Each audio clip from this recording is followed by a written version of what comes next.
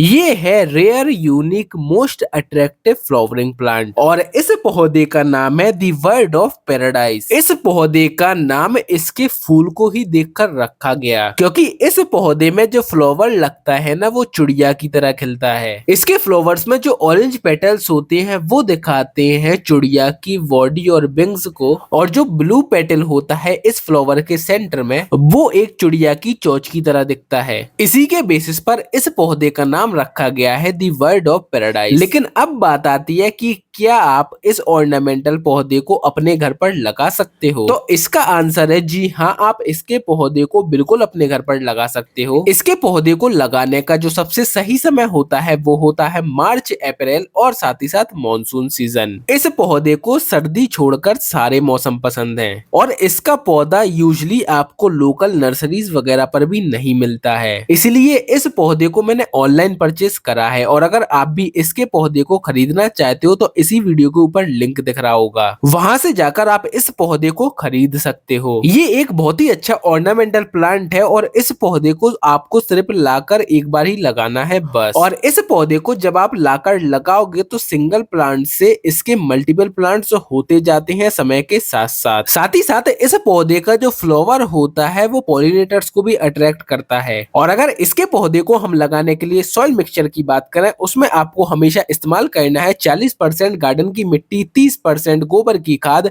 और 30% कोकोपीट यानी कि नारियल के बुरादे को। साथ ही साथ हो सके आपको ट्राइकोडर्मा फंगिसाइड पाउडर को भी मिला लेना है सॉइल मिक्स में। इस पौधे को मैं लगाने जा रहा हूँ इस ग्रो बैग में। आप चाहो तो प्लास्टिक पॉट में भी लगा सकते हो, सीमेंट पॉट में भी लगा सकते हो या फिर काली मिट्टी के पॉट्स में भी इस पौधे को लगा सकते हो। बस ध्यान रखना है बॉटम में ड्रेनेज सिस्टम के लिए होल्स होना कंपलसरी है, जिससे एक्स्ट्रा वाटर अच्छी तरीके से निकल सके। क्योंकि इस पौधे की जो रूट्स होती है ना ये थोड़ी सॉफ्ट होती है। ओवर वाटरिंग की वजह से अगर पानी मिट्टी में ही रुकेगा तो पौधे के मरने के चांसेस बढ़ जाते हैं।